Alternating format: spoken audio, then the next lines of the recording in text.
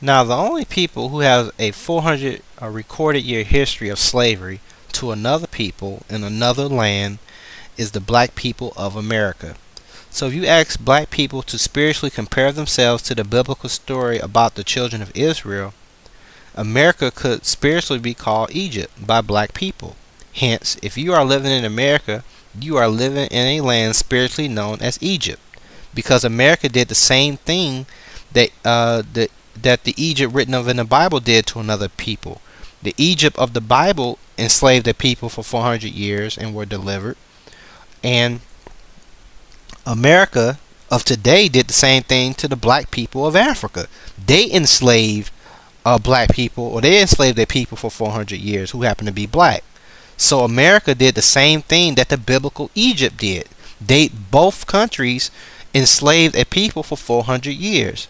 Therefore, America is spiritually known as Egypt.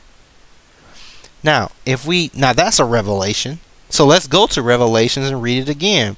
In chapter 11 verse 8 we have the great city, which is spiritually called Egypt.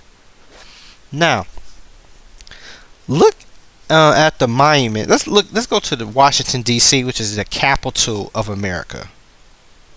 Now if you go to Washington D.C., what's in Washington D.C. is known as the Washington Monument. Look at this monument. Okay, now this geometric figure, or this building, or this style of what you're looking at is known as a obelisk. Okay, and obelisks are originally found in ancient Egypt. Observe the ancient obelisk in Cairo, Egypt, still standing today. Now, what have we just observed? What have I just shown you? Number one, I showed you an Egyptian pyramid on the back of the US dollar, which is the currency of America, to buy and sell. Number two, I was showing you in the capital of America, the Washington Monument, which is the same thing as an Egyptian obelisk. Okay, what am I telling you? I am telling you that the mystery Babylon of the book of Revelation, which is spiritually called Egypt, is none other than the US of A, America. For completeness, let's look at this video of President Barack Obama, or should I say Pharaoh Obama. And is it just a coincidence that this particular president terms in 2012?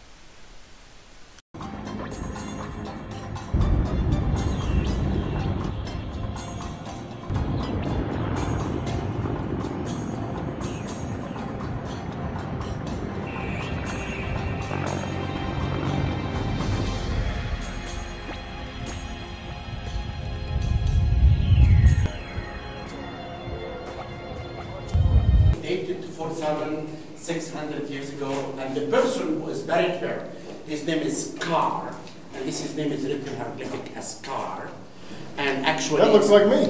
Look at those ears.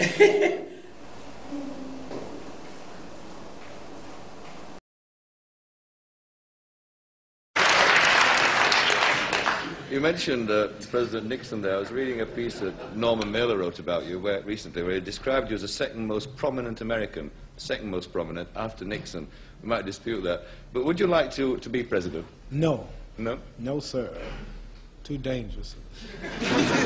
Like, in other words, here's a ship. People are dancing on the ship. A lot of money's on the ship. A lot of food's on the ship. And I cannot integrate on the ship. I cannot have equality on the ship. I'm just in the galley working. And I never could get up and see the captain of the ship. Now, all of a sudden, the man tells me, say, come on down. I'll leave out of the galley. I want you to come up here and here, have something to drink. What do you want? And giving me #1 spot. From the galley to the #1 spot. I said, this ship must be sinking. Why is he so nice to me now? What moved him to call me up here? Black men have been males now. One might be the president.